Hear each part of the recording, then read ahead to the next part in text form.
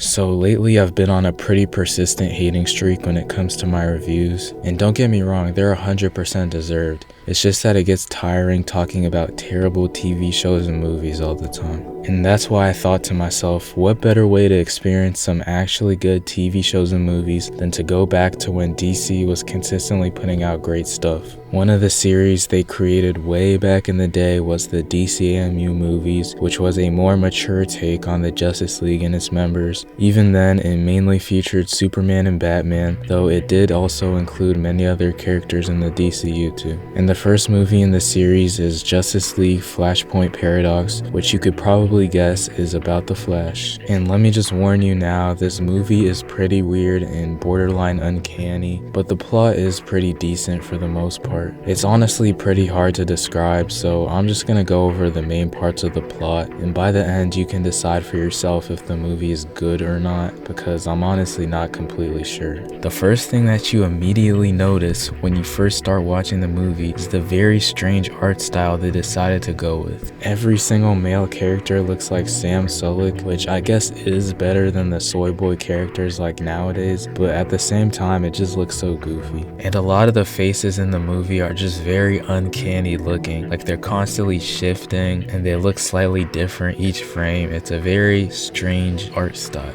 but it also makes it kind of unique and have a charm to it because the heroes being roided out makes the story a lot more interesting and just intriguing to look at. But yeah, besides that, all there really is to talk about is the story, and obviously I'm spoiling. So the movie starts out with Flash, aka Barry Allen, as a kid hanging out with his mom, and then it fast forwards to a scene where Barry Allen sees his mom dying as a kid, and it was kind of jarring watching this because the movie immediately reminds you that these dcamu movies are supposed to be more serious and mature themed, despite having, I guess, a kid style animation, though it doesn't even have that, but people automatically see animated stuff and think kids, so that's what I subconsciously thought too. But after the scene of Barry's mom dying, it fast forwards to him in his regular life where he gets this alert to fight these low-life criminals, and while he's fighting them he gets tricked by the Reverse Flash and he gets trapped and put in this moral dilemma, or it's not really a moral dilemma, it's just a death trap basically, where Flash is supposed to just sit there trapped while the whole city blows up. But Flash calls the Justice League to help him out and they disarm all the bombs, but the Flash is stuck in this goo that never fully liquefies, which means he can't vibrate fast enough to escape it, but he somehow gets out of it off screen. And then once they've apprehended the Reverse Flash, before he gets taken away, he tells the regular Flash that no matter how hard he tries, he can't save the people that's closest to him, and that really gets on the Flash's nerves, and that stays with him for so long that he actually decides to break into the Speed Force and go back in time to save his mom. And once he does this, he doesn't realize it yet, but he changed his old timeline so that now there's a whole different timeline that was created, and that will be the new one unless he goes back and changes his decisions. In this timeline, Bruce Wayne died in the alleyway and Thomas Wayne became Batman and his mom became the Joker, I'm pretty sure. That part wasn't really clear, but I'm just assuming that because I'm pretty sure that's what they were trying to imply. And Thomas Wayne as Batman is way more brutal and heartless. He tries to kill the alternate version of Harley Quinn after getting in a fight with her, and the only reason she doesn't die is because Cyborg saves her, and Cyborg tries to recruit Batman to join this rebellion against these two regimes led by Aquaman and Wonder Woman, but of course Batman denies since he thinks there's no point and there's no hope. That's the other thing in this timeline. Aquaman and Wonder Woman are evil and Superman is basically nowhere to be found. Green Lantern is now a military pilot, and Lex Luthor and Deathstroke are actually on the good guy side. So once Flash realizes that he ruined his timeline, he goes to the Batcave to find Batman to try and fix his problems. Oh yeah, and I forgot to mention, when he goes from Barry Allen to the Flash, he tries using his super speed, but then he realizes that he doesn't have super speed in this timeline, so that was another motivation that made him want to seek out Batman's help. So they then shift to the ongoing war that's going on, indirectly caused by the Flash, where Superman is nowhere nowhere to be found. Like I said, Aquaman and Wonder Woman teamed up as an evil regime now, and Lex Luthor and Deathstroke are fighting to save what few people are left from the human race. People from the US military try to lead an offensive, but they fail and they get killed by Wonder Woman and her troops. And I'm pretty sure that scene was just to show the brutality and the bleakness of the war that was happening and how hopeless it would be to try and win the battle against Wonder Woman and Aquaman. So when Flash meets Thomas Wayne, obviously Thomas Wayne is hostile until the Flash proves himself, and then they work together, and their first plan of action is to try and get him his super speed back, and they try to recreate the experiment, which is just typical comic book logic, but of course it fails the first time and he gets tons of third-degree burns, but they set to try again the next day. Meanwhile, Aquaman and Wonder Woman merge kingdoms, and I think they start a relationship or something, and because of that, Wonder Woman decides to kill Aquaman's previous wife, which will later cause them to fight against each other at the end. Then back at Gotham, the Flash and Thomas Wayne finally recreate the experiment that caused him to get his powers, and he finally has his super speed back because of this. And the fact that this happens in only 2 tries is kind of funny in a ridiculous kind of way, but I don't really care at the end of the day because it's just superhero logic, and most of this stuff doesn't really make that much sense when you think about it too much. So then after that, the scene shifts to Lois Lane somehow surviving all of the Armageddon, all the battles, the constant death, and she's on the run and she's being chased by Wonder Woman's troops and she's about to die, but of course she gets saved by a mysterious hero, and then she gets discovered by this group, a group of superpowered people that are trying to fight back. And I gotta say it, Lois Lane is one of the most annoying characters in the DC universe. The amount of plot armor she has, dude, she deadass has more plot armor than Batman. Like, she literally survived the troops of Aquaman and Wonder Woman longer than Lex Luthor and Deathstroke. It's giving me chills from the Superman 2025 movie, and I really don't want to think about that anymore. But anyways, the scene then shifts to Green Lantern working for the military, and he's a pilot, and he has a plan worked out within his team that he's gonna basically be a kamikaze and destroy Aquaman's troops, but of course it doesn't work and he dies in vain. So back with the Flash, we finally get to see him in action, and he rallies up Batman, Cyborg, and the rest of the heroes to try and have a last stand against Wonder Woman and Aquaman, who are now fighting against each other and battling for control of the Earth. Cyborg, Batman, and the Flash all get absolutely destroyed and get walked all over. It's not even a close battle. Everyone dies brutally. Well, almost everyone. Flash, Batman, and Cyborg stay alive, but they're basically done for. And that's when the Reverse Flash reveals himself to be the reason that the Flash is trapped in the timeline that he's in. And the Reverse Flash is basically just gloating about how his plan worked and that his whole entire goal in life is to make the Flash's life miserable. And he basically makes the Flash watch all of his friends die, and yeah, he roughs him up and he injures his leg too. So he has like a huge gash in his leg because he got impaled. So that's an important detail though for later. So everyone is on the verge of getting killed or is already dead when Thomas Wayne manages to crawl all the way from his injured place that he was, which is like a couple miles away, and he shoots Reverse Flash in the head, killing him, which opened up one new possibility for them to fix the timeline. Their plan is that now that the Reverse Flash can't access the Speed Force, which would stop the Flash from going back in time, now he has the power and the ability to go back in time to fix the mistake that he made, which was saving his mom, which changed the timeline. There's only one teeny tiny problem. The Flash's leg was impaled by a metal rod, so he has a gaping hole in his leg, and you expect him to run fast enough to access the Speed Force? Like, bro, how is that even remotely possible?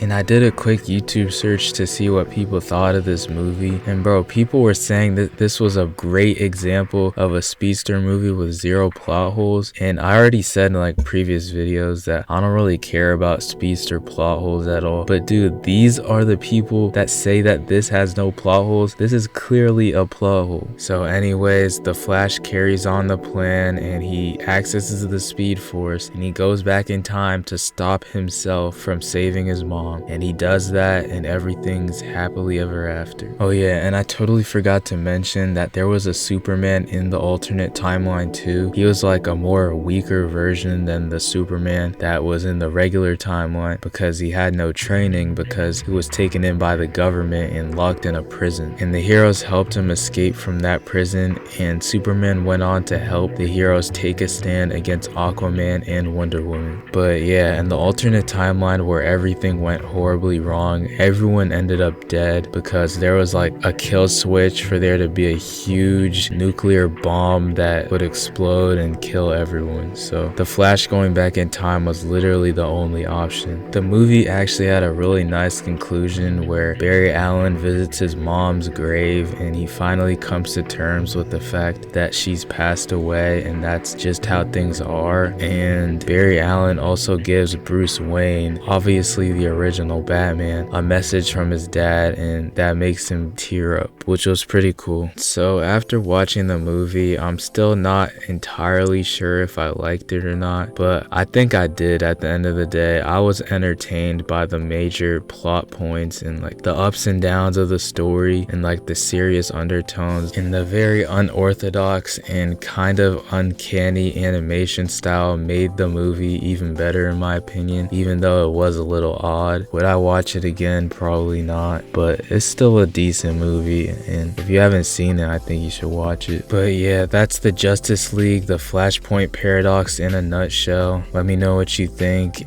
and like the video if you want to see the second dcamu movie. I'm gonna try and do a series out of this, but yeah, that's basically it. See ya.